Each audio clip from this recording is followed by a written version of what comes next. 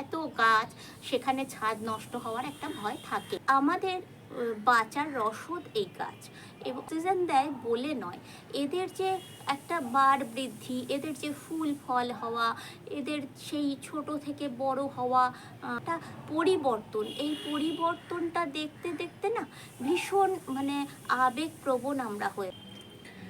এইখানে রাখলাম করবীর ডালগুলোকে। ভালোলাগার গাছে সকলকে স্বাগত। আশা করি আপনারা ভালো আছেন আর সকলের শুভেচ্ছায় আমিও ভালো আছি। এত বৃষ্টি, এই বৃষ্টিতে ছাদ সবচেয়ে বড় জিনিস, যেটা আমাদের ছাদ বাগানীদের একটা খুব গুরুত্বপূর্ণ সমস্যা। এই যে আমরা এত গাছ করি, সেখানে ছাদকে বৃষ্টির হাত থেকে বাঁচাতে কতগুলো পদক্ষেপ আমাদের নিতেই হবে। মধ্যে জল বসতে দেওয়া যাবে না। এবার এত বৃষ্টি, নিম্নচাপ, সেখানে জল তো বসবেই, কিন্তু যে মুহূর্তে বৃষ্টিটা থেমে যাচ্ছে সেই সময় আমাদের ঝাড় দিয়ে জলগুলোকে বার করে দিতে হবে। যে ড্রেনগুলো আছে, সেই ড্রেনগুলোতে যে পাতাগুলো পড়ে থাকে, সেই পাতাগুলোকে আমাদের সরিয়ে দিতে হবে, আর তাতে যাতে করে জলগুলো রেন পাইপ দিয়ে খুব ভালোভাবে পাস হয়ে যায়।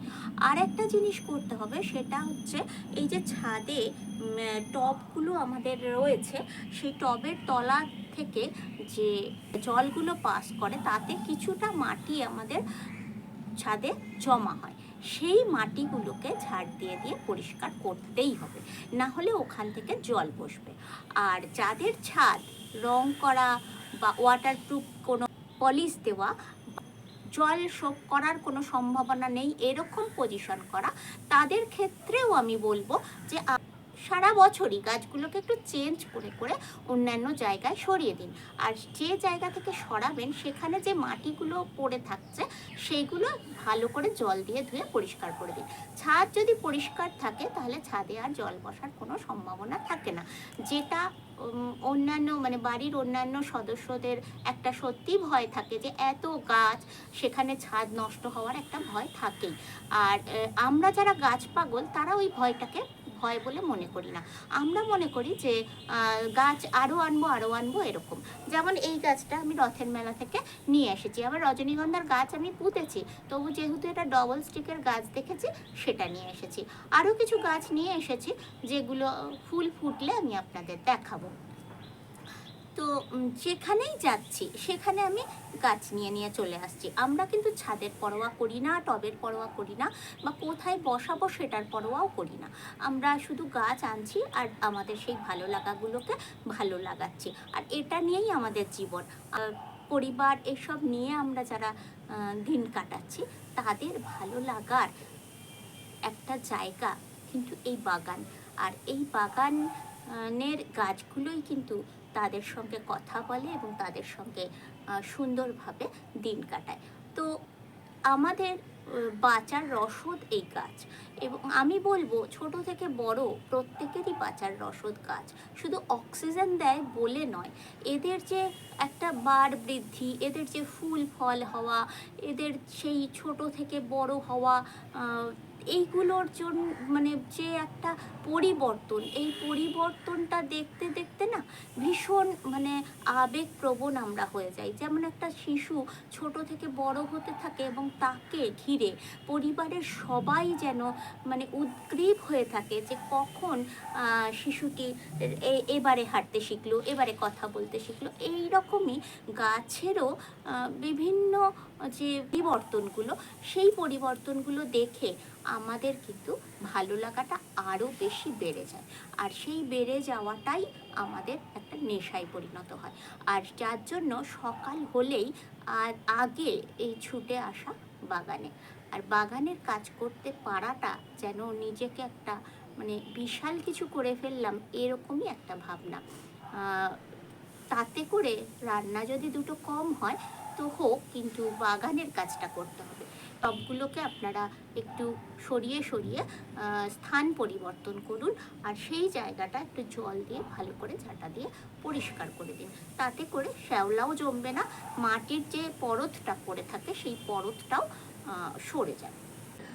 সবসময় ছাদটাকে একটু পরিষ্কার পরিচ্ছন্ন রাখবেন। শুকনো পাতা বা লাল হয়ে যাওয়া পাতা, হলুদ হয়ে যাওয়া পাতা, সেই পাতাগুলোকে গাছের থেকে কেটে দেবেন সময়ের জন্য, তাহলে গাছও একটা সবুজত্ব বজায় থাকবে গাছের, আর আমাদের নিজেদেরও ভালো লাগবে, আর ছাদে নোংরা কম হবে। কতগুলো গাছের ডাল কে মানে চারা বানাবো। তো জবা গাছের চারা তো অনেক বানিয়েছি, আর গোলাপেরও চারা বানানো হয়ে গেছে আমার।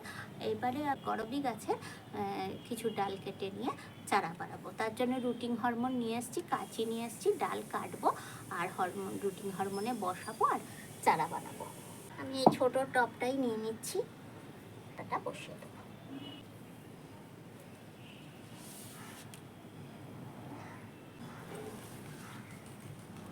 সাদা করবী আর গোলাপি করবী দুটোই নিয়ে এসেছি।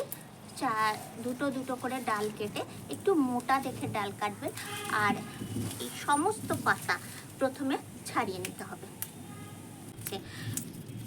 এত বৃষ্টি যে একটু ছাদে কাজ করব সেটাও করতে দিচ্ছে না, আর মনটা ছাদে পড়ে থাকে।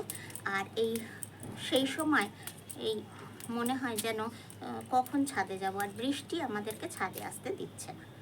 খুব বাজারে যে কোনো রুটিন হরমোন আপনারা কিনে আনবেন সারের দোকান থেকে, ভালো করে তার মধ্যে ডালটাকে চুবিয়ে আর বসিয়ে দেবেন এই গর্ত করে। আর কোনো সমস্যা নেই, বিশেষত বর্ষাকালে। গ্রীষ্মকাল হলে একটু সমস্যা হয়, কারণ প্রচণ্ড রোদ এরা সহ্য করতে পারে না যে কোনো কাটা ডাল। কিন্তু বর্ষাকালে কোনো সমস্যা নেই।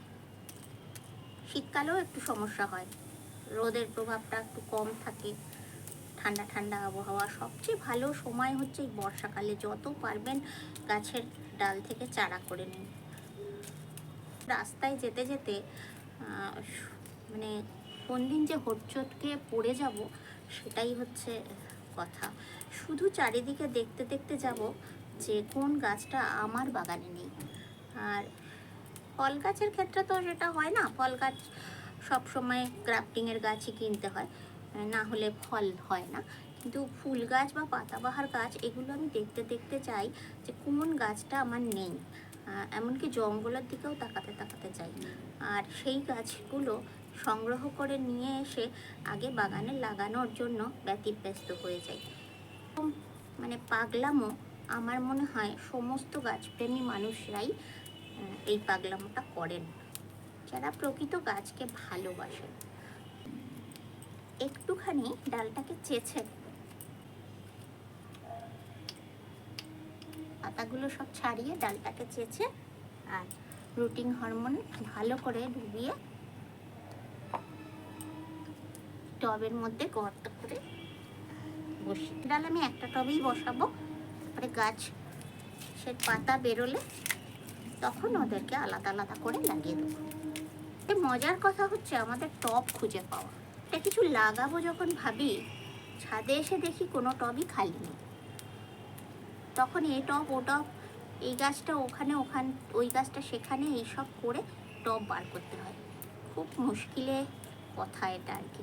আর কত টব নতুন নতুন আনা যাবে, ছাদে তো হাঁটা চলার জায়গা রাখতে হবে। দেখবেন গাছগুলো যেন না নড়ে যায়। যেখানে বৃষ্টির প্রকোপটা কম আছে সেই রকম জায়গায় গাছের টবটাকে রেখে দেবেন। করবী এমন একটা গাছ যে গাছটা খুব সহজেই চারা করা যায়, কোনো সমস্যা করে না। কামিনী, করবী এগুলো খুব সহজে চারা করা যায়। ক্লিক করে দেবেন, নোটিফিকেশানগুলো আপনাদের কাছে চলে যাবে। আর লাইক করে বেশি বেশি করে শেয়ার করবেন, কমেন্ট করে জানাবেন যে আপনাদের ভিডিওটা কেমন লাগলো। এইখানে রাখলাম করবীর ডালগুলোকে। হয়েছে, সবাই সুস্থ থাকবেন, ভালো থাকবেন, আমার পাশে থাকবেন, অবশ্যই গাছকে ভালোবাসবেন।